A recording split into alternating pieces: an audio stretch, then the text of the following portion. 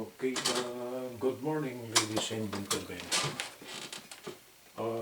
This is Professor David J. De Los Reyes. What I will be discussing tonight will be HE power source. For those who are involved in the so-called troubleshooting of electronic equipment. This power source here is actually very important in the so-called safety of the troubleshooter. Because in troubleshooting, we usually use an oscilloscope. This is an oscilloscope. This is a terminal of the oscilloscope. This black thing here, we connect it to the ground, and the other portion here,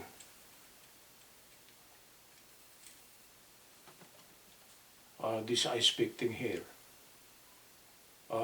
we poke it to the terminal in which we would like to see the graph of the voltage or current at that location. And using this terminal of an oscilloscope, it's a must that the ground we are talking about should be the so-called cold ground. Cold ground meaning the ground should be located on the secondary of a transformer. It is just like this. This is the winding diagram of a transformer. This is the primary side. This is the secondary side. And the transformer being used for a troubleshooter to be safe, we should be using the so-called, we call this one an isolation transformer. And this isolation transformer is actually this one here. Okay, it got a circuit breaker thing here. You plug in the, what you call this, the equipment or gadget which you are troubleshooting, okay, on the secondary. This is the primary side. This is the primary side. And this is the secondary side. It got a circuit breaker thing here. So anything that you plug it in here, just in case there is a fault on the so-called gadget or equipment in which you plug it in here, this will, what you call this, shut off immediately. It got a circuit breaker. So in here, the winding diagram of the, what you call this, isolation transformer is just a 1-to-1 ratio, meaning the input is 110 volts, okay, and the output is still 110 volts, okay. There's no difference in it, because what we are looking for here is actually our safety.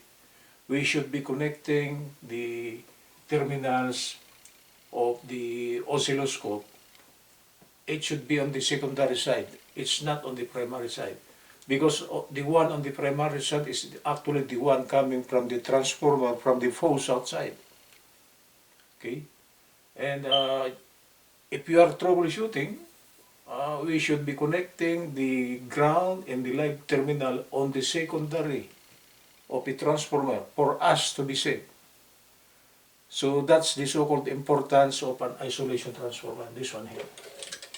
So for troubleshooters who actually studied troubleshooting, including the safety needed for it, for us to be safe while we are troubleshooting, we should need an isolation transformer.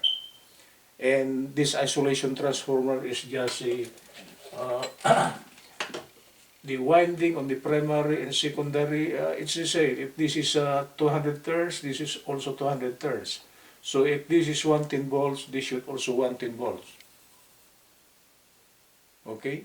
Because what we are looking for here is that we should be connecting the terminals of the oscilloscope on the secondary side, supposed to be, so that we are safe. And we call the secondary side the so-called uh, cold soldering, what do you call this, cold solder grounds, cold grounds, okay? If we are on the secondary side, we term that one as the so-called, if the ground there is actually cold ground. If we are considering the primary side, we call that hot ground. And it's very dangerous to connect the terminals of an oscilloscope on the primary side without any isolation from the transformer coming from outside.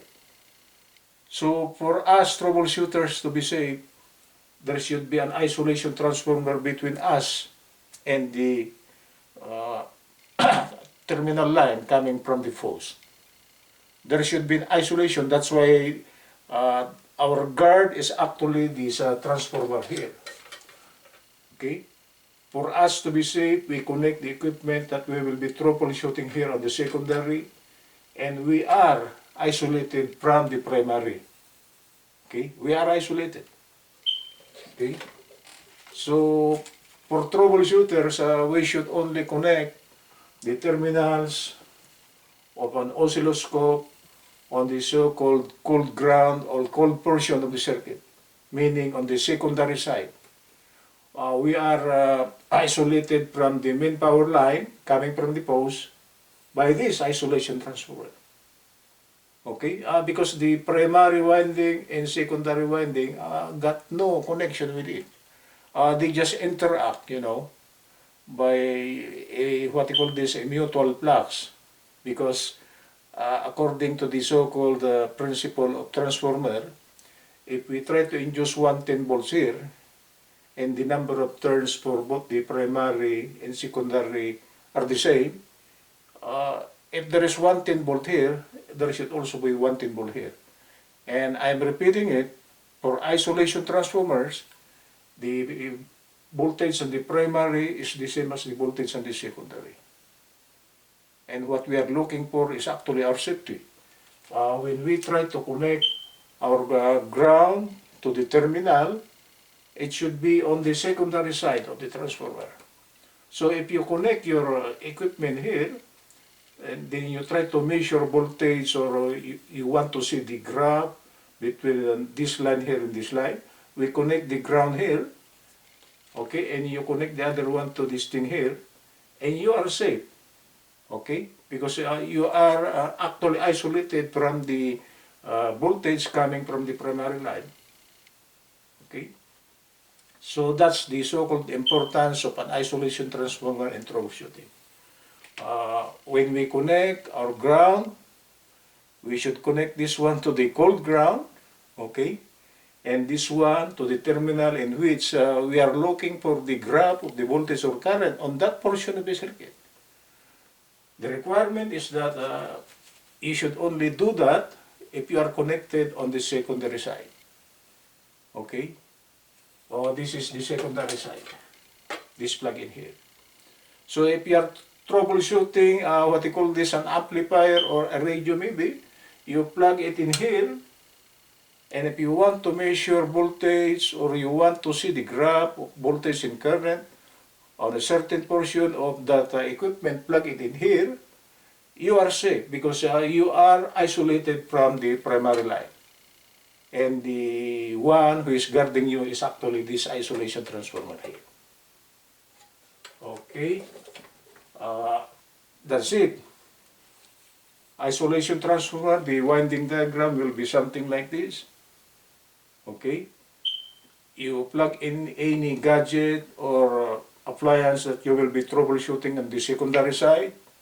So when you connect the terminals of the oscilloscope, if you would like to measure a graph with voltage or current and you want to see it on your oscilloscope, okay, the requirement is that the connection of this should be on the secondary side of the isolation transformer. Okay, so you will be isolated from the line coming from the fuse, because if you are not segregated, okay, and you happen to connect this one, you might be electrocuted.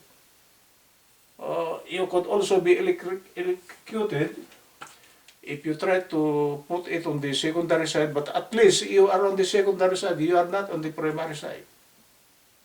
Okay? So the essence here, or the concept here, is that you should be isolated from the voltage coming from the fuse by using an isolation transformer. So the use of this isolation transformer is actually for troubleshooters. Okay, so they will not be connected directly to the line coming from the fuse outside our home. Okay, they are isolated from that line by using an isolation transformer. I, I, I think that's more than good enough for this morning. Good morning from Los Angeles. This is Professor David J. De Los Reyes. What I have discussed is actually the importance of isolation transformer and troubleshooting, because if you do not have any isolation transformer while you are connecting the terminals of your oscilloscope to that part of your circuit you are troubleshooting, okay, you will be in danger if you don't have an isolation transformer. Good morning from Los Angeles.